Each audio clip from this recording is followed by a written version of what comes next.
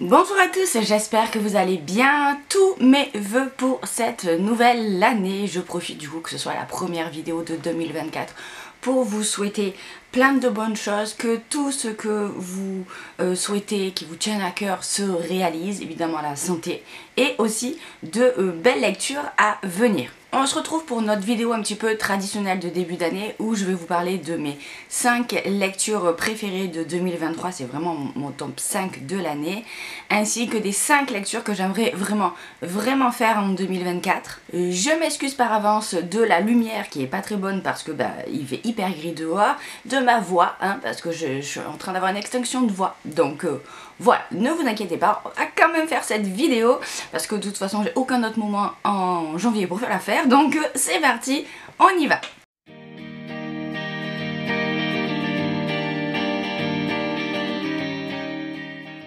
Avant de commencer, on va faire juste un petit récap de mon nombre de lectures de l'année.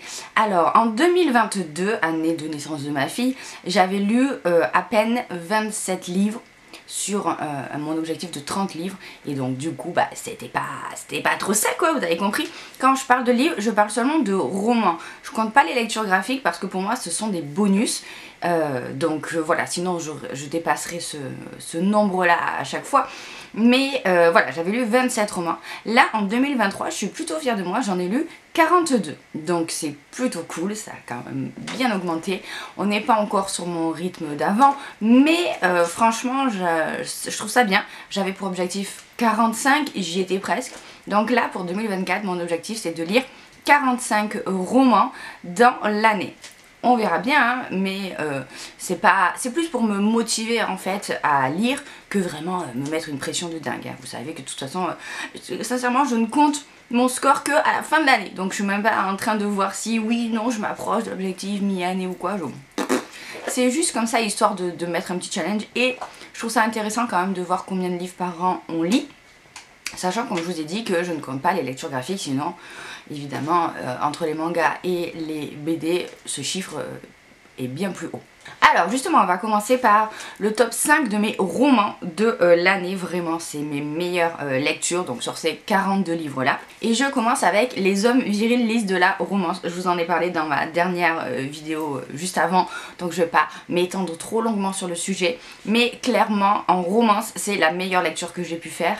Ça fait longtemps que j'avais pas lu une romance contemporaine qui m'avait autant enthousiasmée, parce que c'est hyper original. On a là un couple qui est en pleine séparation, et lui qui est joueur de baseball professionnel, donc un peu, vous voyez, un peu viril machin, va essayer de tout faire pour reconquérir sa femme, et pour ça il va intégrer un club de lecture, le Bromance Book Club. Donc c'est un club de lecture masculin qui lise des bouquins de romance pour mieux comprendre les femmes, et à la suite de ça il va se faire un peu coacher par ses amis pour essayer de reconquérir sa femme. Franchement, c'était vraiment chouette, ça aborde plein de sujets, c'était très moderne, assez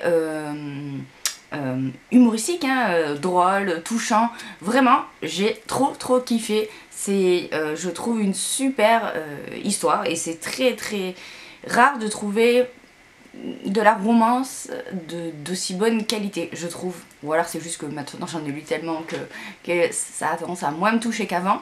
Mais là pour le coup c'était banco. Donc vraiment, si vous avez une romance à lire, je vous conseille celle-ci. Elle n'est pas du tout sortie en 2023, elle était sortie en, je sais plus, 2020 je crois, 2021, 2022. Bon bref, c'était il y a quelques années en tout cas.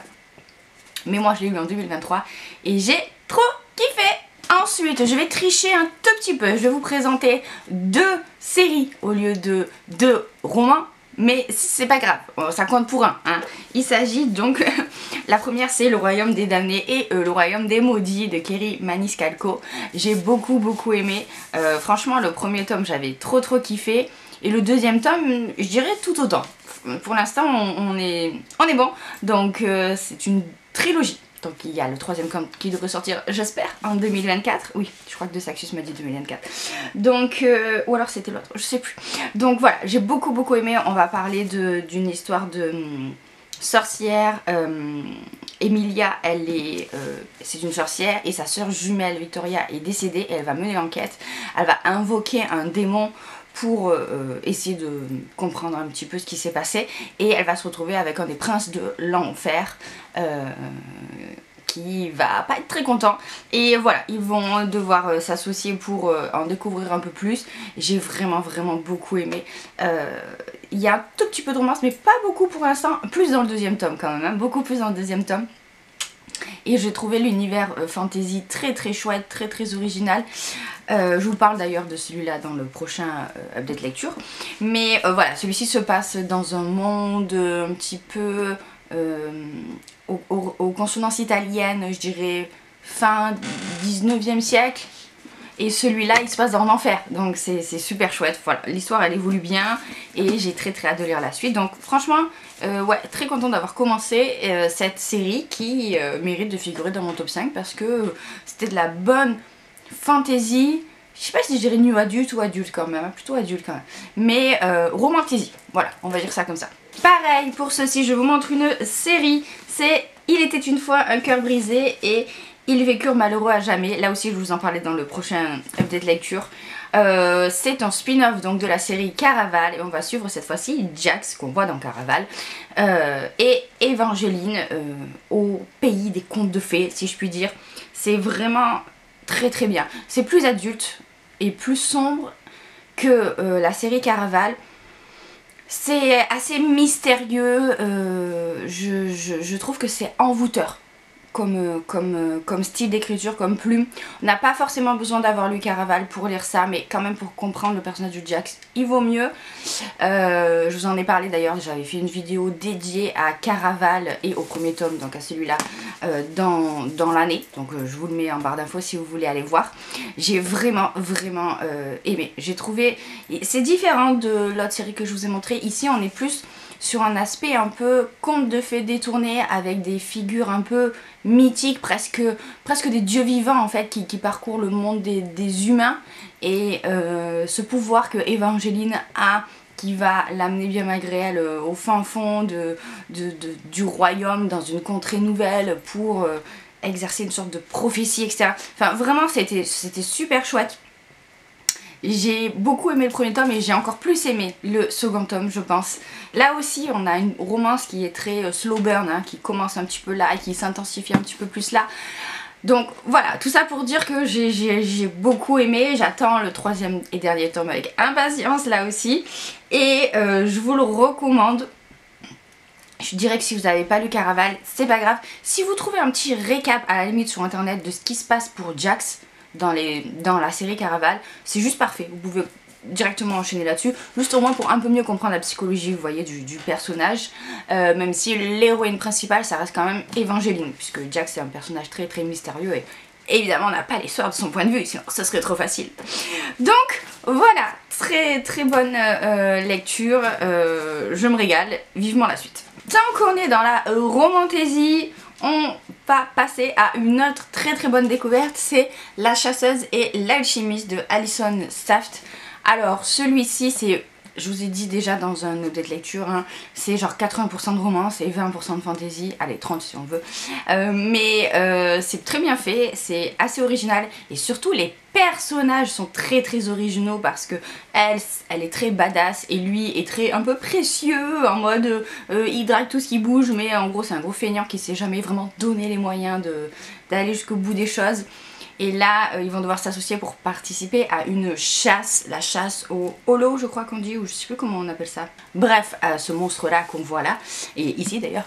Et ça va donner un peu tout et n'importe quoi. C'est assez lent, c'est-à-dire que la chasse ne fait que la toute dernière partie du bouquin, si je puis dire, alors que moi je pensais que ça allait occuper la majorité du livre. Pas du tout, c'est vraiment la préparation, la manière dont les personnages arrivent à s'entendre, ils vont se connaître, ils vont nouer une relation.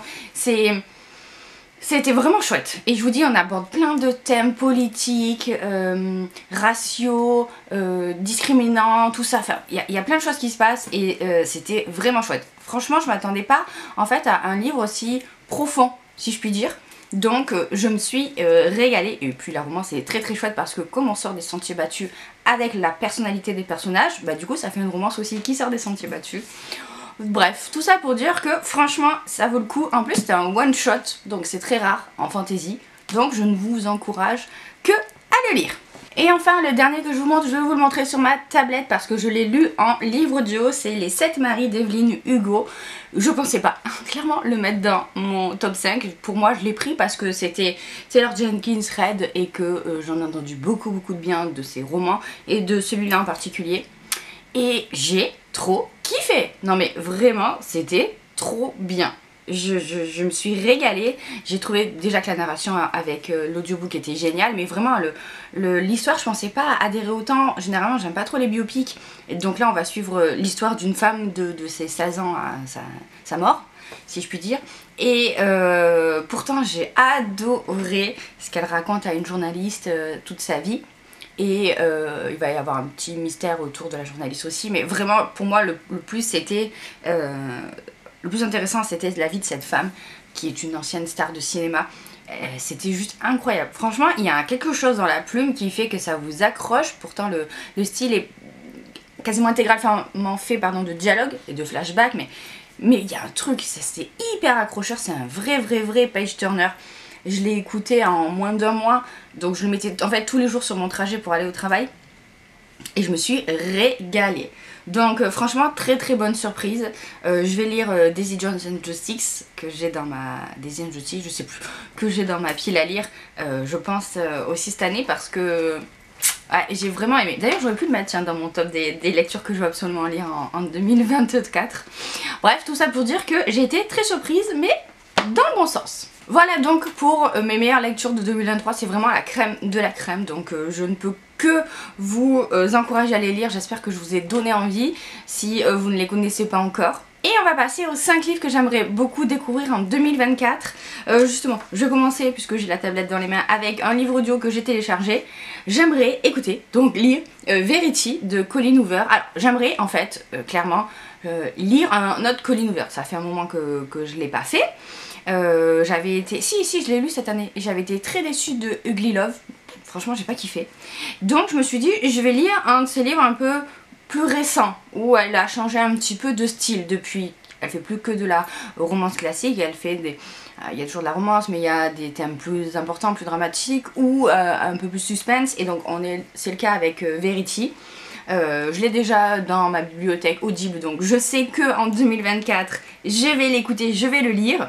Sinon j'en ai 2 autres d'elle dans ma pile à lire, puisque de cet auteur j'ai Maybe Someday. Donc si je reste dans l'ordre chronologique des livres qu'elle a écrits, ce que j'aime bien faire généralement avec une auteure que j'aime bien, ça serait celui-ci. Mais bon, je sais pas trop. Sinon j'ai aussi Jamais plus, qui est vraiment le livre incontournable de sa bibliographie, si je puis dire. Donc voilà, si vous avez des conseils à me donner par rapport à ces 2 romans, ou 3 hein, avec Verity, mais Verity vu que je l'ai déjà téléchargé dans ma bibliothèque Audible, je sais que je vais le lire. Mais voilà, si vous avez une recommandation par rapport à ce que vous avez préféré, lequel vous avez préféré vous de Colleen Hoover, n'hésitez pas à me dire ça en commentaire. D'ailleurs je vous rappelle qu'en barre d'infos je vous mets le lien vers un lien Audible si ça vous intéresse de découvrir l'abonnement. Vous avez 1 ou 2 mois, je sais plus, gratuit offert, ce qui fait 1 ou 2 livres audio offerts et vous pouvez résilier à tout moment en fait. Donc du coup c'est cool, vous n'avez pas besoin de payer quoi que ce soit pour tester un livre audio. Moi clairement maintenant je ne jure plus que par ça. D'ailleurs je pense que ça a contribué à augmenter le nombre de livres lus dans l'année, donc c'est chouette. Ensuite, en rapport avec le livre que je vous ai montré juste avant, j'aimerais lire The Man You Need, donc de Lyssa Kay Adams, donc qui est la suite en quelque sorte de Les Hommes Virils lisent de la romance. Cette fois, on va suivre un des amis du mec du premier tome et la sœur de la nana du premier tome, que j'avais bien aimé dans le premier tome, donc du coup j'ai super hâte de le lire. Franchement, j'ai mis du temps à le trouver parce que j'étais pas sûre du tout que c'était la suite, parce qu'on n'est pas du tout sur le même genre de couverture et je trouve ça très dommage. Mais voilà, celui-là, c'est, on va dire, la romance que j'ai envie de lire en 2024. J'espère qu'il sera aussi bien que le premier tome. On verra. On change de genre, mais on reste dans des auteurs que j'aime bien. J'en ai vraiment beaucoup entendu parler, donc j'aimerais lire Désenchantée de Marie Vareille. Marie Vareille, je les ai tous lus dans l'ordre chronologique et il me manquait Un sigel et bulles de savon. Mais je vous avoue que celui-ci m'intrigue encore plus, donc je pense que c'est celui-ci que je vais lire d'abord. Ça va parler d'une disparition d'une jeune fille et des années plus tard, Fanny qui revient sur les lieux de ce drame qui l'a beaucoup marqué et il va y avoir des, j'imagine, des secrets qui vont ressurgir. Je suis très intriguée, je sais pas vraiment dans quel genre le classer, je sais juste que beaucoup de monde l'ont adoré, donc ce qui me donne encore plus envie de le lire. Ouais, vraiment il m'intrigue beaucoup. Je pense que je vais le lire voilà, tout bientôt, en tout cas en 2024, ça c'est sûr, parce que je sais pas à quoi m'attendre en fait, parce que Marie Vareille elle a tendance à écrire des choses, de ce que j'ai lu précédemment, plus légères, plus humoristiques, avec quand même toujours des petites pointes de drame. Donc là, je suis curieuse de le découvrir quoi. On passe à la romantaisie. Oui, vous avez vu que clairement il y a beaucoup de titres de romantaisie qui étaient dans mes tops de l'année 2023, donc forcément ça devient un petit peu mon genre de prédilection. Et évidemment, il faut que je lise Guild. Alors, je sais que ce livre a fait beaucoup parler de lui, et ce qui m'avait un peu refroidi en fait, je vous avoue, quand j'avais lu un petit peu son contenu. Du coup je l'ai toujours pas lu, mais on dit qu'il faut vraiment passer le premier tome et ensuite c'est génial, et vraiment je vois beaucoup de gens avoir des méga coups de cœur sur cette série. Donc je me dis, allez, c'est parti, hein, il faut que tu te lances, tu vas pas être la seule à ne pas découvrir cette histoire, surtout que je pense qu'elle a vraiment le potentiel de me plaire. Vous devez déjà connaître l'histoire, c'est l'histoire d'Oren qui est enfermée par le roi Midas, qui, tout ce qui touche se change en or, et je sais pas trop en fait ce qui se passe, mais voilà, je sais rien en fait, je sais pas, je sais juste que Midas il est pas gentil, c'est tout ce que je sais, et qu'il y a des trucs plutôt trash. Bon, on verra, je me le garderai pour un moment où j'ai... je pense l'estomac bien accroché pour le lire, mais voilà, il m'intrigue trop, et comme je vous dis, la romantaisie ça fait partie maintenant de mes genres préférés, enfin je pense que c'est mon genre préféré, donc je peux pas passer à côté d'un must-read du genre, on est d'accord. Et pour terminer, en fantasy aussi, Le Pont des Tempêtes de Daniel L. Jensen. J'attendais que le tome 2 sorte, c'est chose faite puisque c'est une duologie. Après je sais qu'il y a un spin-off etc qui est en train de sortir là justement. Mais bon voilà, déjà je me dis 2 tomes c'est très bien, ça suffit largement. Le bouquin est à tomber par terre et il paraît que l'intérieur est tout aussi bien. Donc franchement je sais pas pourquoi j'ai attendu. Si, j'ai attendu parce que pour que le tome 2 sorte, pour que je sois sûre que si je voulais lire la suite, clac, j'aurais pu l'avoir sous la main. Voilà, c'est chose faite, donc maintenant j'ai plus d'excuses et celui-ci il va y passer en 2024 et il y a de fortes chances du coup que le tome 2 aussi. De ce que je sais, ça va être l'histoire d'une princesse, Lara, qui doit épouser le roi du royaume voisin et rival. Elle est entraînée aux armes et je pense que elle va avoir peut-être, je sais pas, une mission secrète, tout ça. J'en sais pas plus, clairement, et j'ai pas envie d'en savoir plus. C'est vraiment le genre de bouquin qu'il faut découvrir, j'adore, qu'il faut découvrir, voilà, tout seul. En plus il y a la carte, tout ça, ça a l'air, déjà l'objet livre est juste incroyable, j'adore le jaspage comme ça, c'est trop beau. Donc voilà, celui-ci aussi, il va y passer. Je pense que la plupart des gens qui l'ont lu vont être d'accord avec moi, que là aussi c'est vraiment un très bon livre. En plus j'aimerais bien du coup me prendre le tome 2 en version collector, donc il faut faire vite avant qu'il n'y en ait plus, donc je vais vite le lire. Voilà, j'espère que cette vidéo vous a plu. Je suis très curieuse de savoir quelles ont été vos meilleures lectures de 2023. N'hésitez pas à partager ça en commentaire avec les autres parce que clairement c'est là où je trouve où on peut piocher le plus d'idées dans la meilleure des sélections qui a été faite pendant l'année. Vous voyez, c'est vraiment la crème de la crème, donc n'hésitez pas à me dire quelles ont été vos meilleures lectures de 2023 et surtout aussi les livres que vous voulez lire en 2024. Est-ce qu'il y a des parutions à venir qui vous tentent? Est-ce que vous avez des livres dans votre pile à lire qui traînent depuis longtemps mais qui pourtant vous font trop envie? J'ai pas parlé évidemment des tomes 3 pardon, de Il était une fois un cœur brisé et du Royaume des damnés et de Maudit, je sais plus le premier, parce que évidemment ça va sans dire, donc j'allais pas les inclure dans cette vidéo, mais ça c'est vraiment des parutions que j'attends avec grande impatience. Pensez à mettre un petit like, à partager la vidéo, à la commenter, voilà, pour faire vivre la chaîne. Et puis je vous fais plein de bisous, encore tous mes vœux pour cette année, et à bientôt pour une prochaine vidéo.